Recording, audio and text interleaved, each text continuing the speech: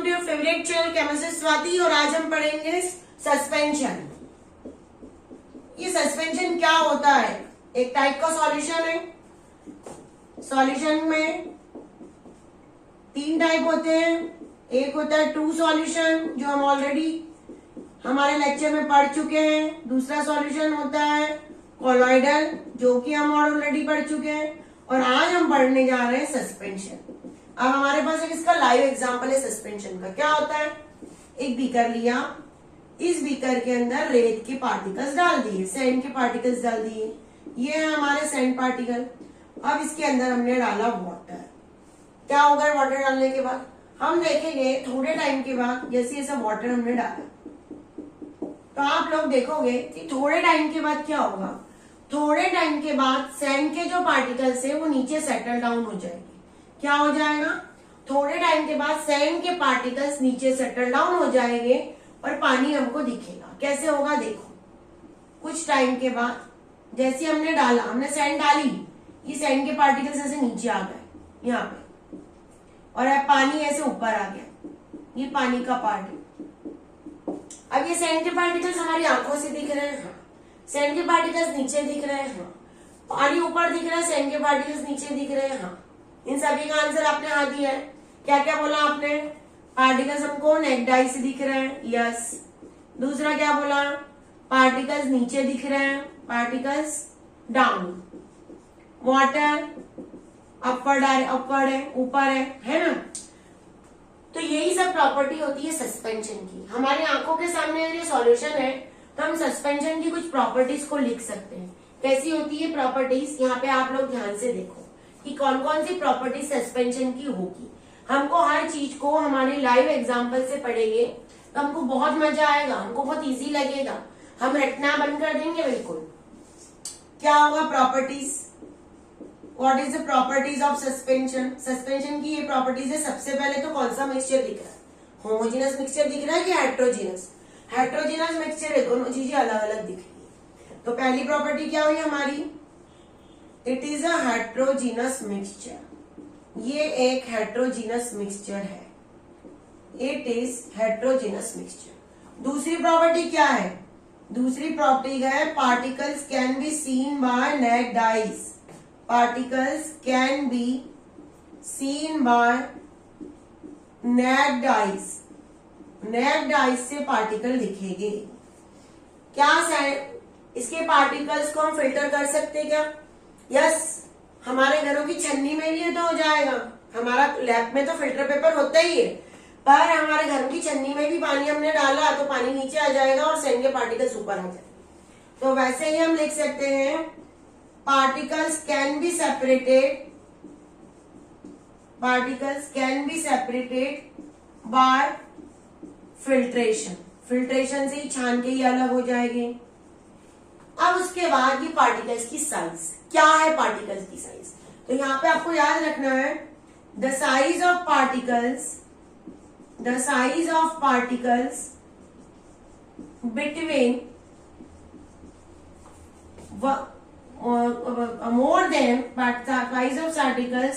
more than 100 nanometre.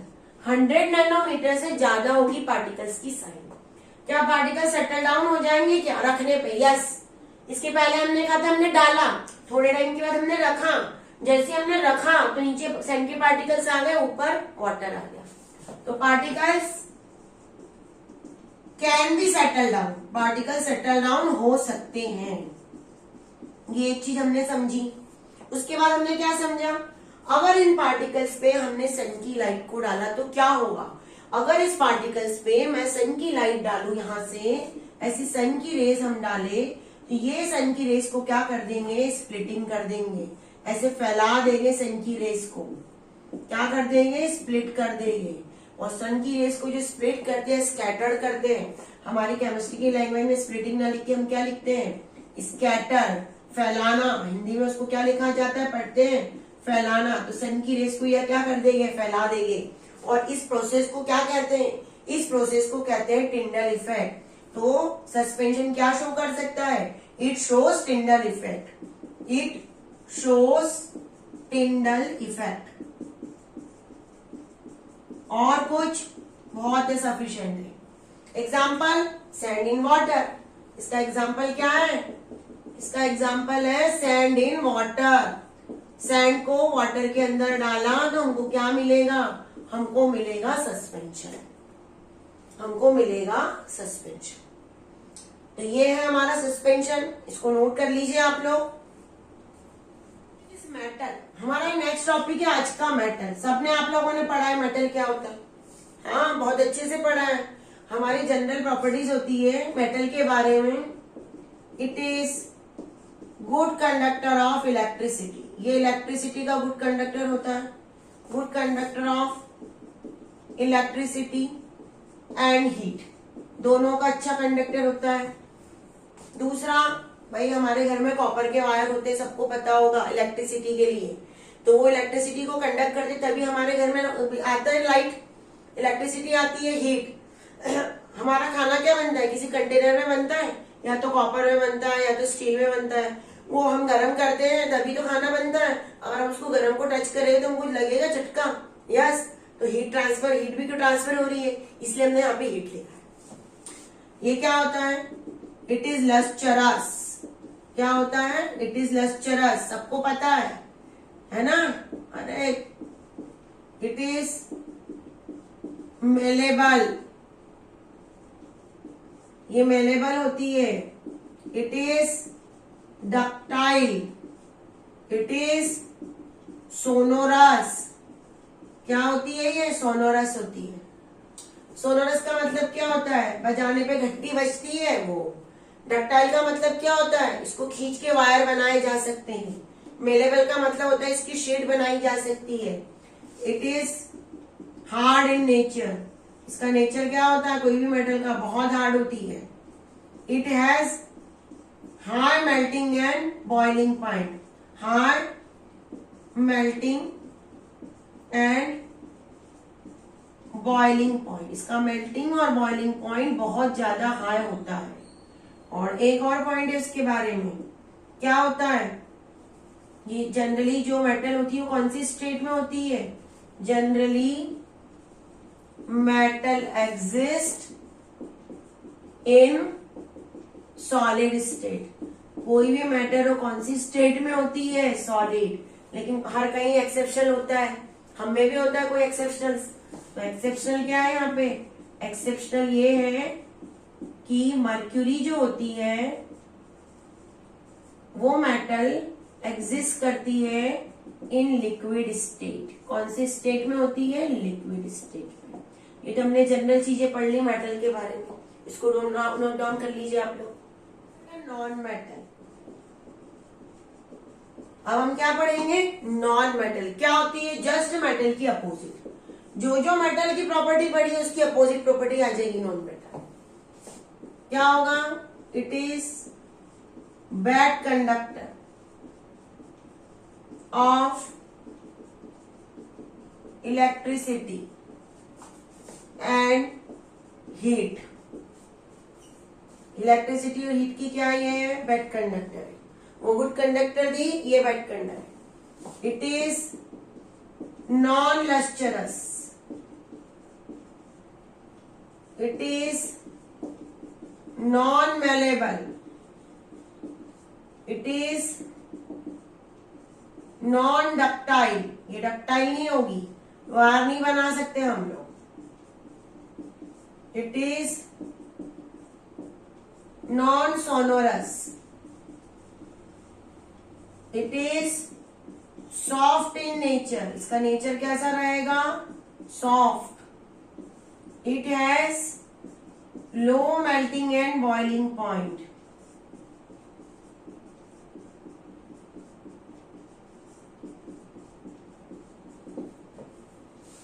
दूसरा, कौन सी state में एग्जिस्ट करेगी? कोई भी नॉन मेटल हो जनरली एग्जिस्ट करती है इन गैसियस स्टेट। जनरली, हम जनरल बात कर रहे हैं। कुछ सॉलिड भी होती है, कुछ क्या होती है? सॉलिड। एक्सेप्शनल क्या है? एक्सेप्शनल है ब्रोमीन।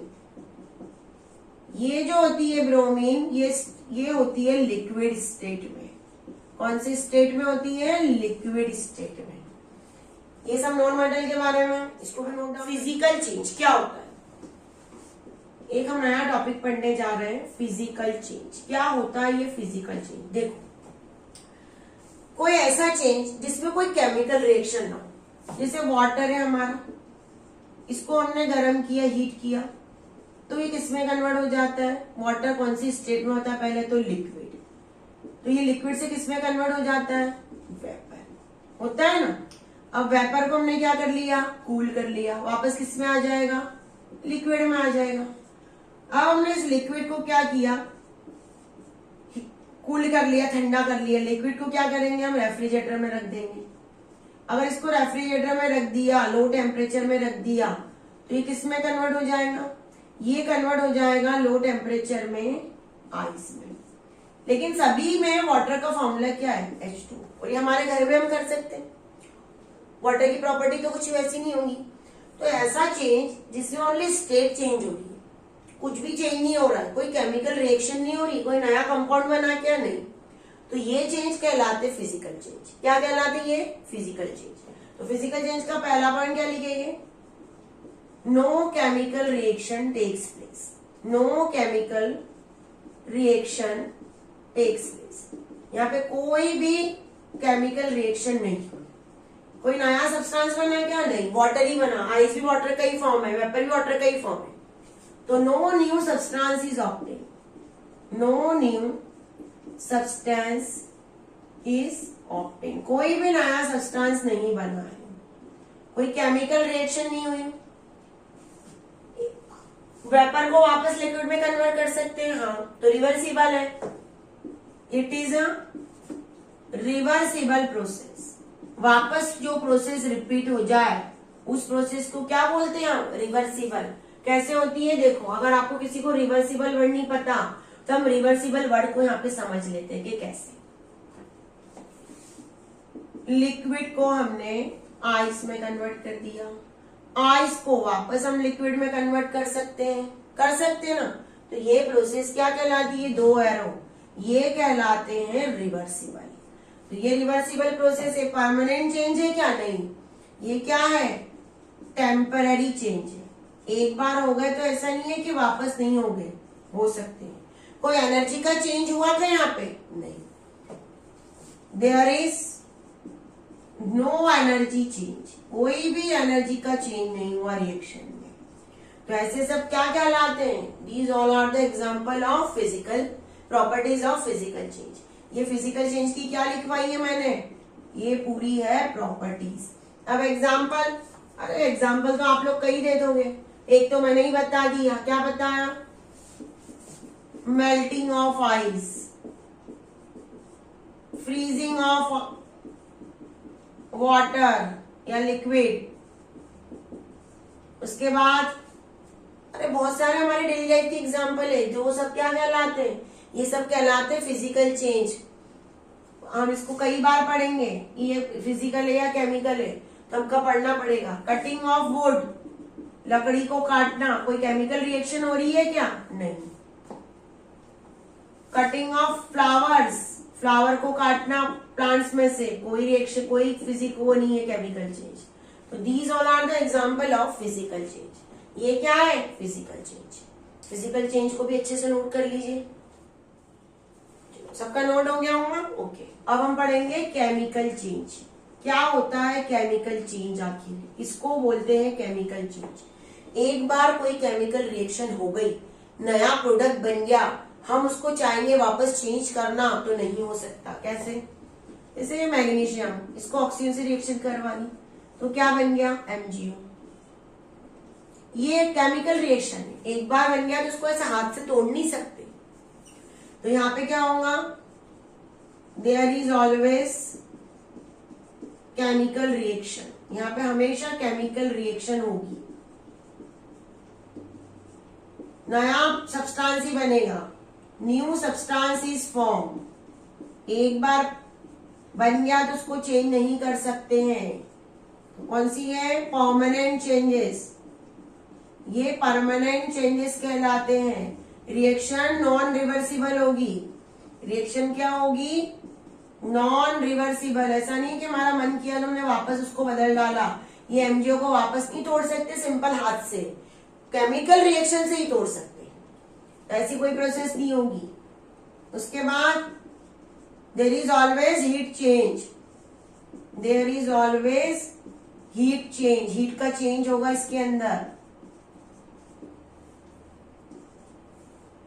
जो न्यू सब्सटेंस ही बनेगा, केमिकल रिएक्शन होंगी हमेशा। Example burning of magnesium ribbon, example क्या लिखेंगे यहाँ पे, ऐसे बना लेते हम example. First example formation of water, formation of water. कभी देखा है लोहे के बर्तनों में जंग लग जाता है, वो केमिकल चेंज है, जंग बहुत जल्दी से जाता नहीं है, उसको क्या बोलते हैं हमारी लैंग्वेज में, केमिस्ट्री की लैंग्वेज में, rusting of iron. Burning of magnesium ribbon, burning of magnesium ribbon in oxygen, oxygen की प्रेजेंस में ही करते हैं। इलेक्ट्रोलाइसिस ऑफ वाटर, ये इलेक्ट्रोलाइसिस क्या होता है, इलेक्ट्रिसिटी पास करते हैं वाटर के अंदर, जब वो टूटता है उस प्रोसेस को कहते हैं इलेक्ट्रोलाइसिस ऑफ वाटर। तो ये सब प्रोसेस क्या कहलाएगी, केमिकल चेंज। तो ये केमिकल चेंज को उसको नोट कर लीजिए आप लोग, और हमारे चैनल से जुड़े रहिए। कोई डाउट्स होगा किसी को है तो कमेंट्स बॉक्स आपके लिए हमेशा खुला हुआ है। अपनी केमिस्ट्री को इजी करने के लिए हमेशा हमारे साथ कांटेक्ट में रहिए।